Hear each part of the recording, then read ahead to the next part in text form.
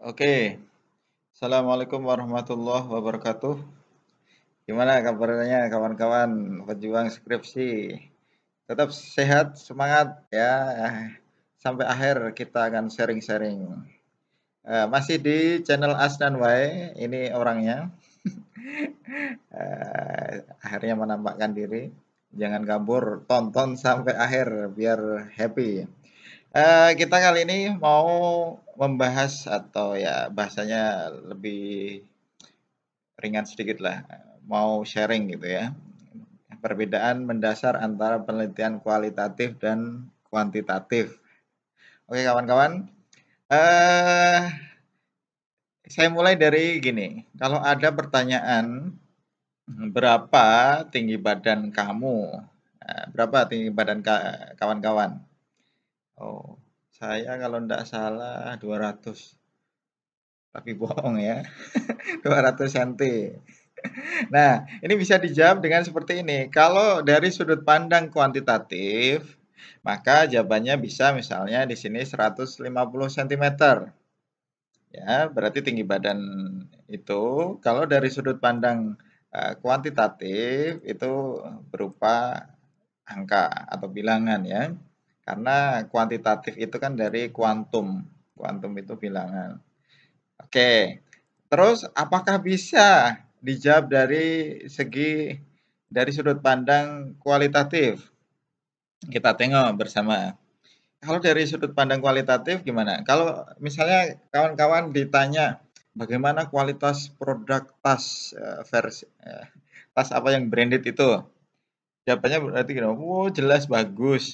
Oh, kayaknya anu ya, bagus karena bukan KW dan seterusnya.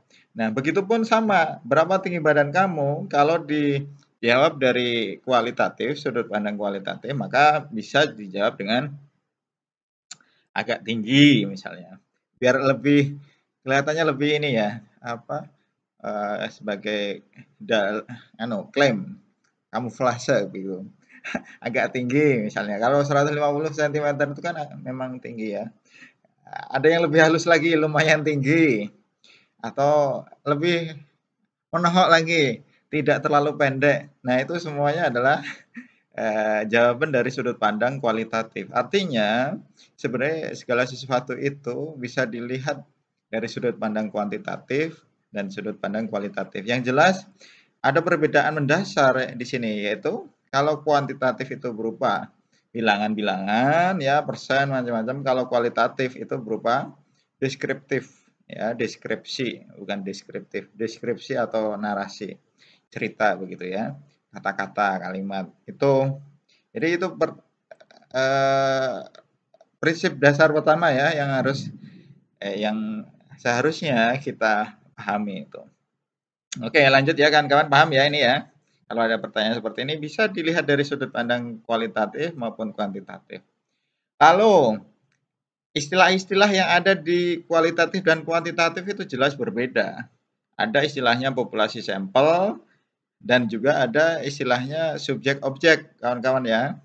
Set, kalau populasi sampel itu biasa ada di mana kawan-kawan? Iya, ada di mana prok-prok.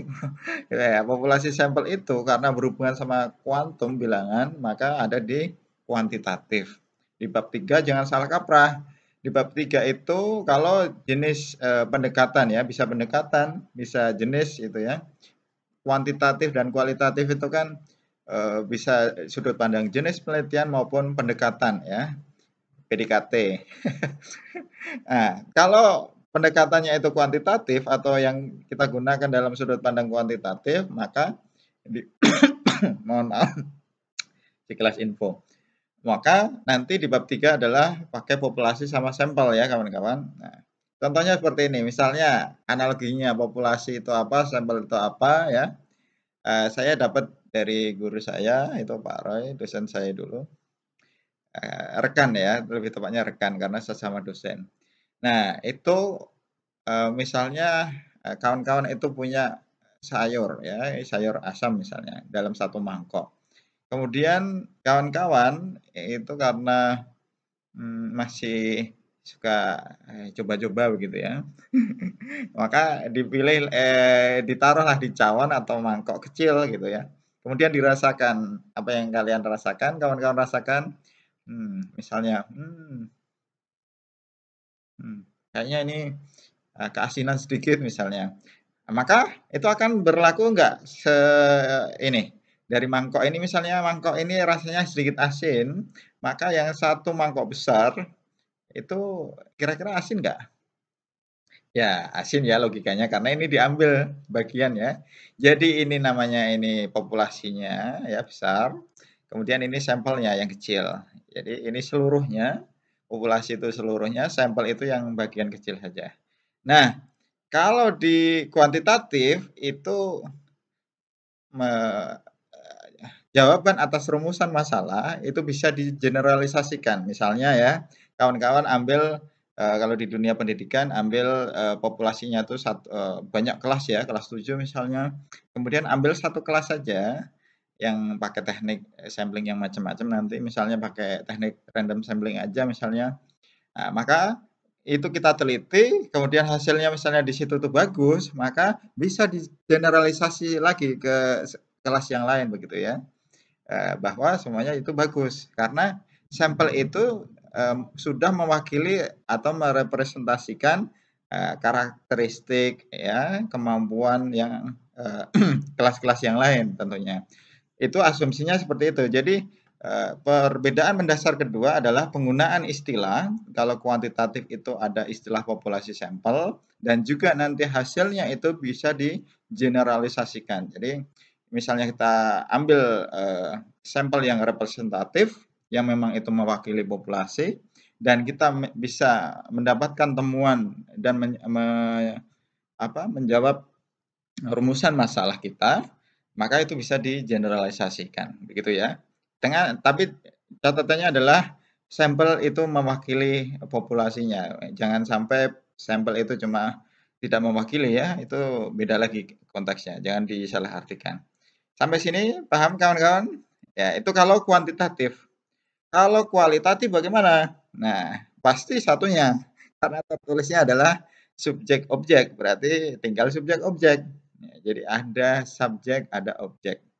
Kayak dulu kalau zaman-zaman nyusun itu ya, merangkai kata mau nembak yang kita sukai gitu ya. Saya suka kamu. Nah, berarti kan saya objek, salah, saya subjek, suka predikat, kamu objek gitu ya. Jadi ada subjeknya, ada objeknya.